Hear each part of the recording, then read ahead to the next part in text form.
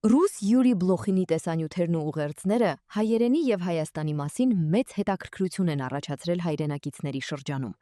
Հայաստանում ծնված եւ մեծացած Բլոխինը, որ այս երկիրը համարում է իր հայրենիքը, թեև շուրջ 40 տարի առաջ տեղափոխվել է պատմական հայրենիք, սակայն մինչև օրս շարունակում է անսահման սիրել Հայաստանն ու հայ ժողովրդին եւ խոսել հայերեն։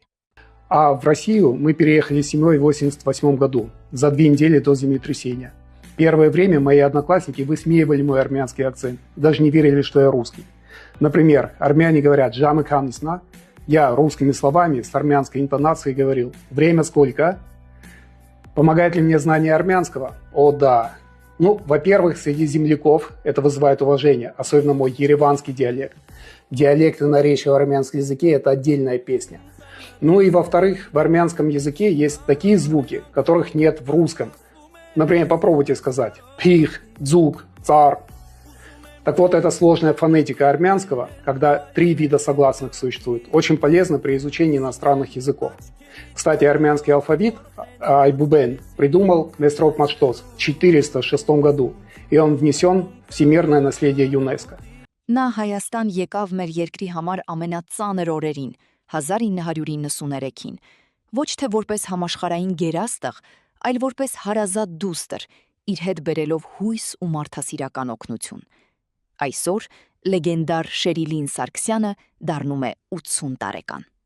Ասում են, թե ժամանակը մի գետ է, որն իր հետ տանում է ամեն ինչ։ Սակայն կան ժայռեր, որոնց բախվելիս ցանկացած ալիք փշրվում է։ Այսօր համաշխարհային մշակույթի այդպիսի ժայռերից մեկը ֆենոմեն կինը, փոփ երաժշտության աստվածուհին Շերը դառնում է 80 տարեկան։ Եթե Հոլիվուդը ստիպված լիներ ընտրել մեկ դեմք, որը կմարմնավորեր տոկունությունը, կերպարանափոխությունն ու բացարձակ ազատությունը, դա կլիներ հենց նրա դեմքը։ Սակայն փայլփլուն զարդարանքների, փայլերի եւ միլիոնավորների մեջ ճանաչելի թավ ձայնի հետևում թաքնված է Շերիլին Սարգսյան անունով աղջկա պատմությունը։ Մի պատմություն, որտեղ հայկական արյունը դարձավ այն հիմնակարը, որի վրա կառուցվեց այս անառիկ ամրոցը։ Մայրը Ջորջիա Հոլթը ուներ խառը ծագում, իռլանդական, անգլիական, գերմանական եւ չերոկիական արմատներ։ Հայրը Ջոն Սարգսյանը հայ գաղթականների որդի էր, որոնք վերապրել էին հայոց ցեղասպանությունը։ Նա վաղ է լքել ընտանիքը, բայց դստերը թողել է շատ ավելին, քան պարզապես ազգանունը։ Նա աղջիկան է փոխանցել այդ թափանցող հայացքը, խիտ մուգ մազերը եւ այն ներքին ուժը, որն անհնար է կոտրել։ Կարիերայի սկզբում նրան ասում էին. «Դու չափազանց բարձրահասակ ես, չափազանց տարօրինակ ես, դու չափից դուրս հայկական տեսք ունես ամերիկյան բեմի համար»։ Ինչին նա տարիներ անց պատասխանեց ոչ թե բառերով, այլ տասնամյակներ տևող փառահեղ հաղթանակով։ Շերը աշխարհին ապացուցեց լեգենդար կերպար դառնալու համար պետք չէ հարմարվել չափանիշներին, պետք է ինքդ դառնաս չափանիշ։ Նա միակ մենակատարն է, ում հիթերը գլխավորել են չարտերը 7 տասնամյակ շարունակ, ավելի քան 100 միլիոն վաճառված ձայնասկավառակ, Օսկար, Գրեմի, Ոսկե գլոբուս, Էմմի։ Սակայն նրա կյանքում եղավ մի պահ, երբ համաշխարհային փառքն ու լույսերի փայլը մղվեցին երկրորդ պլան։ 1993 թվականի մայիսն էր, Հայաստանը շրջափակման օղակում էր, առանց լույսի, առանց ջերմության, պատերազմից ու երկրաշարժի հետևանքներից վիրավոր։ Այդ օրերին համաշխարհային աստղը նստում է բեռնատար ինքնաթիռ մարդասիրական օգնությամբ։ Հին DC-8 ինքնաթիռով նա Հայաստան բերեց 45 տոննա դեղորայք, գրքեր, խաղալիքներ եւ սնունդ։ Նա ժամանեց ոչ թե որպես դիվա, այլ որպես իր ժողովրդի դուստր։ Առանց թիկնազորի, պարզ հագուստով նա շրջում էր սառը վրաններով, գրկում փախստականներին, այցելում մանկատների երեխաներին։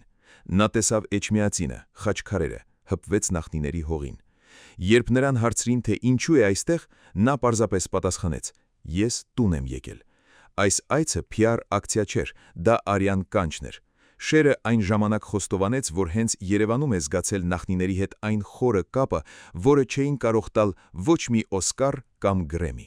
Այսօր նա 80 տարեկան է, բայց անձնագրի թվերը Շերի համար պարզապես վիճակագրություն են, որոնք նրա հետ որևէ կապ չունեն։ Նա նույնն է, համարձակ, հեգնական եւ անսահման տաղանդավոր։ Շերը պարզապես երգչուհի չէ, նա հիշեցում է մեզանից յուրաքանչյուրին, արմատները մեզ ուժ են տալիս, իսկ հավատը սեփական անձի հանդեպ թևեր։ Ծնունդդ շնորհավոր, Շերիլին Սարգսյան, կին, որը ստիպեց ժամանակին կանգ առնել եւ պարզապես լսել իր ձայնը։